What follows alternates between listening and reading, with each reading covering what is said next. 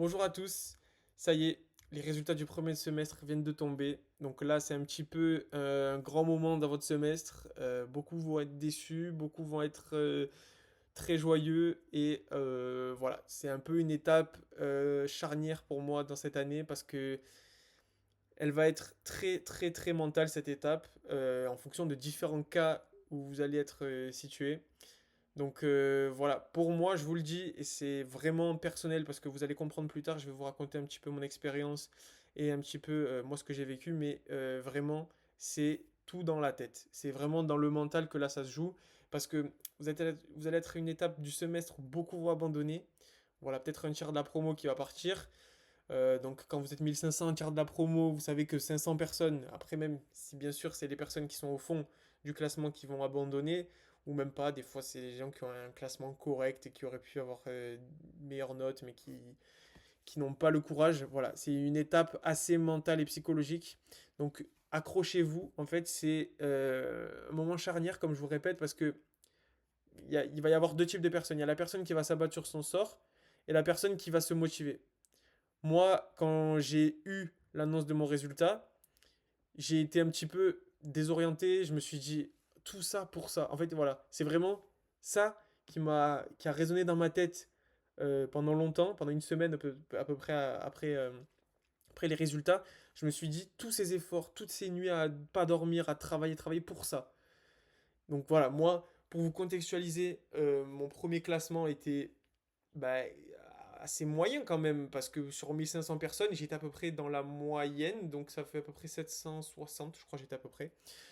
Donc c'est pas un classement nul en soi, parce qu'il y a autant de gens devant moi que derrière moi, mais c'est pas un super classement, parce que quand on a de l'ambition, quand on vise une filière prestigieuse, ou n'importe quelle filière même, bah, c'est un classement où au second semestre, il va falloir faire mieux, ouais, dans tous les cas. Donc je me suis dit, ok, donc là, mon premier semestre, il est un peu compliqué, entre guillemets. J'ai fait des erreurs certainement. Et il va falloir réussir mon deuxième semestre en fait. Et donc ça, je vous le mettrai en deuxième étape de cette vidéo. Je vous montrerai tout ce qui m'a permis à moi de faire une remontada entre guillemets parce que c'était assez compliqué. Enfin, on me l'a fait comprendre aussi que c'est pas un résultat qui permet d'être serein quoi. Même si pour moi, et ça va être quelque chose que je vais redire souvent, aucun résultat ne doit vous permettre d'être serein. Il faut jamais se reposer sur ses lauriers, même si vous êtes premier, je caricature, mais voilà, il va falloir toujours travailler, travailler, travailler. Et ça sera quelque chose que je vais répéter plus tard, mais c'est le plus important en fait. Donc voilà. Moi, je vous le dis, il n'y a pas de classement impossible à remonter. Moi, j'ai vu des personnes qui sont classées plus de 1000 et qui ont eu une filière à la fin parce que voilà, c'est concours de circonstances. Il suffit que cette année, il n'y a personne qui prend pas cette matière, cette filière. Il suffit que les places après vous ont été redonnées, etc. Et au final, vous avez une place en fait. Donc ça dépend pas que des résultats. Si les gens d'avant choisissent des filières, en fait, c'est trop de paramètres à prendre en compte pour vous dire qu'un résultat va vous assurer quelque chose. Donc commencez pas à vous dire je suis 1000, c'est impossible ça, parce que c'est faux en fait. Il y a trop de paramètres à prendre en compte, c'est un concours, donc ça dépend même pas que de vous, ça dépend des autres qui sont devant, ça dépend de qu'est-ce qu'ils vont choisir, ça dépend de l'oral après, du deuxième semestre, il y a encore plein de paramètres qui vont permettre de redistribuer les cartes. Donc ne vous prenez pas comme fatalité les résultats du semestre 1, parce que c'est faux. Vous allez passer un deuxième semestre, vous allez peut-être viser l'oral en fonction de votre classement, et en fait, il y a plein de moyens de se rattraper. Donc moi, je vais vous raconter mon histoire maintenant comme ça va un petit peu vous guider. En deuxième partie, on parlera de comment réussir son second semestre. Donc pour commencer, moi, je vais vous parler de mon expérience et ça va être propre à moi. Après, quelques personnes peut-être vont se retrouver dans mon cas et dans auquel cas c'est bien, mais peut-être que d'autres vont pas se retrouver et vont pas trouver ça logique, mais je pense que quand même ça peut aider plusieurs personnes parce que voilà, moi quand j'ai appris mon résultat, donc on commence dès le départ, le premier semestre, j'avais tout donné. Voilà, donc au final, à l'annonce des résultats, aucun regret parce que je savais que j'avais tout donné. Mais c'est plutôt un peu de la déception. Voilà, pas des regrets, mais c'est de la déception parce que je pensais mieux, je pensais avoir mieux, je pensais mériter mieux et j'étais persuadé que je méritais mieux. Et ça m'a tout changé parce que je connaissais mes capacités et je me suis dit, ok, là, c'est pas un classement de fou, entre guillemets, 700, voilà, comme je l'ai dit, il y a autant de gens avant, autant de gens derrière, donc voilà, c'est pas un classement qui permet d'avoir des filières. Et donc voilà, je savais qu'il va falloir que... Je savais qu'il fallait remonter des places en fait. Donc je me suis dit, ok, là, il reste un semestre. Mon objectif, c'est d'avoir l'oral. Voilà. En fonction de votre classement, c'est ce que je vous conseille à faire. Ne vous voyez pas dans une filière, etc. Moi, je savais pas que je voulais faire. Enfin, je savais que je voulais pas faire médecine au tout départ, mais il y avait d'autres filières qui me plaisaient, etc. Et je me suis dit, ok, pharma, c'est quelque chose qui me plaît. Moi, c'est ce que j'ai choisi. Mais c'est quelque chose qui, voilà, qui peut changer au cours du temps. Il y en a plein, vous verrez à la fin, qui disent, ah, moi, jamais pharma, je veux médecine. Mais au final, ils se retrouvent à pas avoir médecine, ils prennent pharma. Donc, ne vous commencez pas à bloquer sur un truc. Visez le mieux et vous verrez ce que vous aurez, tout simplement. Donc moi, dans ma tête, je me suis dit, pharma, c'est quelque chose qui me plaît, donc au pire, si je l'ai, c'est pas grave, mais j'ai pas bloqué dessus. S'il y avait d'autres filières qui me plaisaient, j'y serais allé. Donc, après ça, je me suis dit, ok, là, je vais faire mon maximum, et mon objectif du deuxième semestre, c'est de choper l'oral, parce que l'oral, c'est quand même la deuxième étape après le premier semestre et le deuxième semestre, et c'est super important. Vous pouvez remonter beaucoup de place avec l'oral. Moi, mon deuxième semestre m'a permis de remonter énormément de place parce que la filière pharma, j'avais bossé tout pour faire pharma et en fait, pharma, j'ai eu des super notes au deuxième semestre donc facilement j'ai remonté des places. Euh, voilà, c'est des notes qui donnent pas beaucoup qui demandent pas beaucoup de temps à apprendre et vraiment les spécialités pharma, ça booste beaucoup. Voilà, dans mon cas, je vous le dis, s'il y en a qui sont intéressés par la filière, voilà, c'est une très très bonne filière. Là, vous allez voir au tout début du semestre un petit peu les présentations des filières. Donc ça peut vous aider. Moi, voilà, pharma, j'aurais jamais cru, mais au final, c'est une filière tellement riche. Et enfin bref, c'est pas le sujet, mais voilà, ne vous dites pas non, ne vous fermez à aucune porte en fait, parce que vous êtes normalement inscrit à toutes les filières. Voilà, bon, en tout cas, c'est ce que j'ai fait et que Dan a recommandé, et heureusement, parce que peut-être que j'aurais même pas pris pharma. Et voilà, donc il faut se dire, tout est bon à prendre. Tout est bon, tout. Et voilà, moi je me suis dit, le deuxième semestre, il va falloir que je chope l'oral.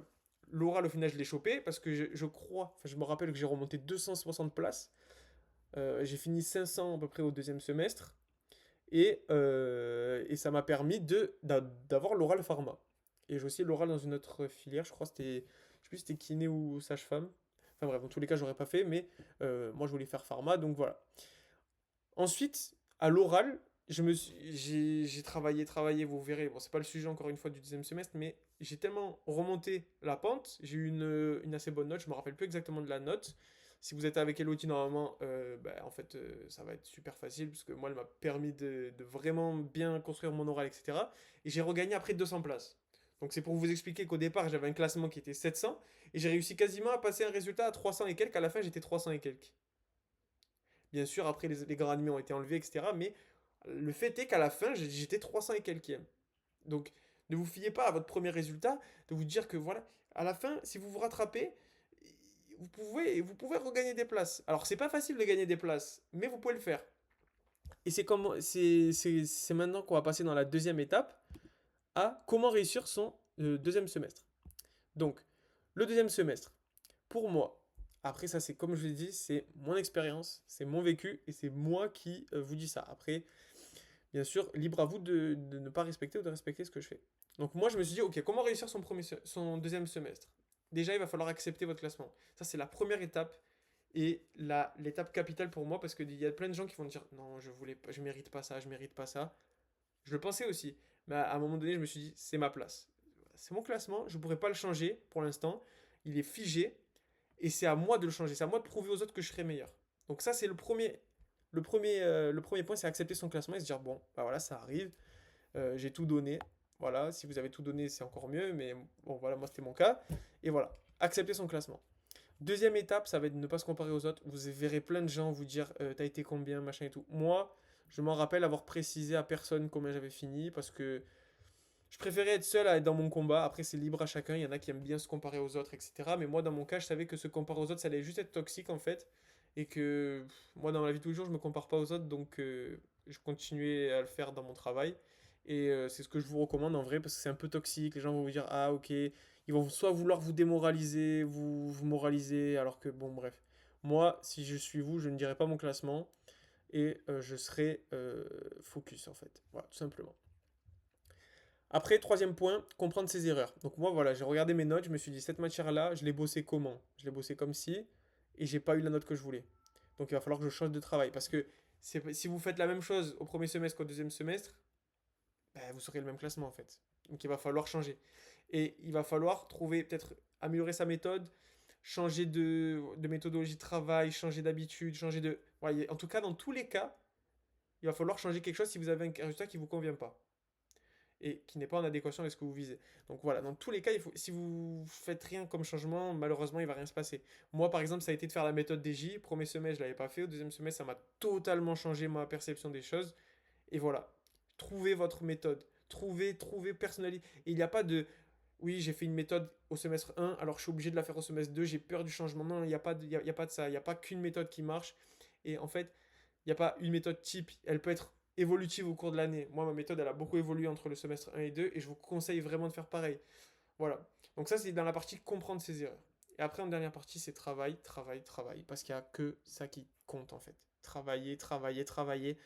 Voilà, moi, je sais qu'il y a des nuits que je comptais pas, où je travaillais, je travaillais. Après, chacun ses habitudes de travail. Moi, j'ai négligé beaucoup ma santé physique, en fait. À travailler, le mental, il suivait, mais le physique, il suivait plus. Les dernières semaines, c'était horrible de révision. Mais voilà, toujours à adapter avec sa méthodologie, faire du sport, etc. Ça, c'est super important. Ça, je vous l'ai dit normalement dans une précédente vidéo. Mais voilà, moi, c'est ce que je vous conseille, c'est travail, travail, travail. Et surtout, changer de méthode ou changer de manière de travailler. Parce qu'en fait, s'il y a un problème, c'est il faut changer quelque chose. N'entamez pas le second semestre avec exactement la même méthode de travail, exactement les mêmes habitudes, parce qu'en fait, vous allez être déçu, je pense. Voilà, il va falloir vraiment changer quelque chose. Et ça, c'est là où nous, les tuteurs, on intervient. Et c'est là où, si vous avez des questions, si vous avez des interrogations, vous n'hésitez surtout pas. Moi, vous m'envoyez un message sur WhatsApp, je vous réponds. Même on peut s'appeler, on peut discuter, on peut se voir à la prépa. Il n'y a aucun souci avec ça. C'est le but de la prépa, en fait. C'est vraiment de ne pas se sentir seul et de vraiment ne pas lâcher, ne pas lâcher parce que il n'y a rien qui est fini. Moi, je vous présente mon cas où j'ai remonté la pente entre le premier et le deuxième semestre, mais je connais aussi l'inverse. Et c'est grâce aux personnes qui ont perdu des places que moi j'en ai gagné. Donc voilà, s'il y a des gens qui gagnent des places, il y en a qui perdent. Donc ne pensez pas que les gens qui sont devant vous sont irrattrapables parce que c'est pas vrai. Et si vous êtes devant, ne vous pensez pas irrattrapable parce que c'est pas vrai. Voilà, moi je connais des personnes qui disaient oh ben tranquille, deuxième semestre, moi je voulais juste pharma, j'ai fini, je sais plus combien il avait fini, 400 et quelques, il a pas eu pharma à la fin de l'année parce qu'il a baissé les bras. Donc voilà, le mental, toujours le mental, et c'est ce qui va primer. Donc j'espère que cette petite vidéo vous aura plu. Voilà, je sais parce que je peux pas être là avec vous. Et si vous avez quelconque question, comme je vous ai dit précédemment, n'hésitez pas à venir me parler. Et voilà. En tout cas, j'espère que vous allez bien. Et voilà. Et adoptez vraiment la bonne mentalité pour le deuxième semestre. Nouvelle année, nouvelle. Il faut que tout soit nouveau. Et il faut que vous déchirez tout. Voilà. Donc, je vous laisse sur ça. Et toujours travail, travail, travail. Et n'oubliez pas, tout peut changer.